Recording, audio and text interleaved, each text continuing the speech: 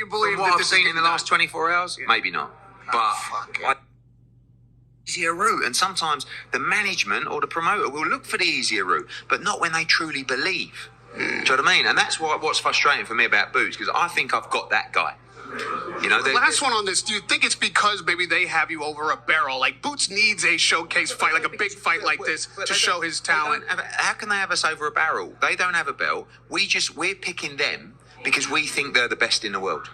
If not, we'll go and make a big offer to Mertz Alive. We can make that fight. You know, we'll fight the winner of Xander Zayas and Baru. We'll try and get Fundora. We'll fight Charlo. There's loads of options, but that's the one we want because some people think he's the best in the world. What's good, YouTube? It's your boy, Blue Blood Sports TV, and I'm back at y'all with another one. So, Matchroom CEO and promoter Eddie Hearn sat down with Radio Raheem. Shout out to Radio Raheem, seconds out.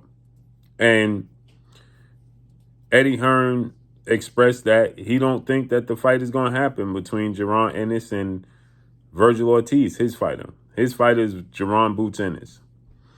And he states that he feels like Oscar De La Hoya and Team Ortiz are not confident that Vergil can win the fight, which I agree with Eddie 1,000%. And he says that, you know, Raheem says, great question by Radio Raheem, because he says, do you think they're able to play these games because they feel like they have you over a barrel? Because they have the upper hand, because Jaron Boots Ennis needs a marquee showcase fight. And Eddie Hearn goes on to say, well, the 154-pound division is deep. We just seeking out Vergil Ortiz because people like yourself maybe, or other people, feel like Vergil Ortiz is the best fighter in the division. And we want to prove he's not. But we can make a fight with Bakhram Murataliev, Jamel Charlo. Now, he said Xander Zayas versus Abbas Baru winner. Then he mentioned Sebastian Fundora. Those are long shots. Sebastian Fundora is not happening. You might as well forget that. He got Keith Thurman. And then after Keith Thurman, if Vergil don't fight Jaron Ennis, he'll fight Vergil Ortiz before he fights Jaron Ennis. And then he says, we'll make a offer to Jamel Charlo. Those are the two names that stick out the most to me. Abbas Baru, Xander Zayas winner, long shot in my opinion. Reason being that it's a long shot is because the winner of that fight more than likely is probably going to fight some sort of voluntary defense. Some sort of voluntary mandatory defense. The winner of that fight is more than likely going to fight. Okay?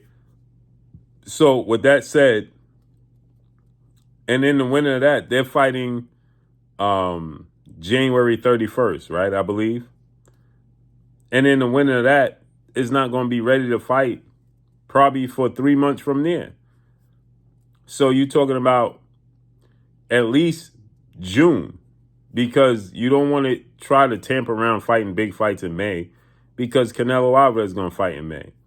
So you're talking about June. So Jaron Ennis is going to sit on the shelf from now until June. He fought in November.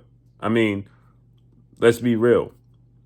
You understand? So, no, he fought October. So he fought in October. He going to wait around in June? That's just not realistic. Bakhram Murataliev, he has a fight coming up with Josh Kelly, but according to his team and Kathy Duva, they sent Eddie Hearn an offer to fight Bakhram Murataliev.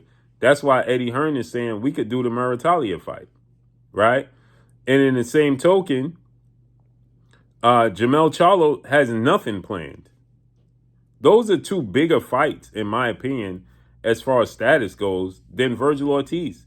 Vergil's never fought for a world title, and he's obviously never became a world champion.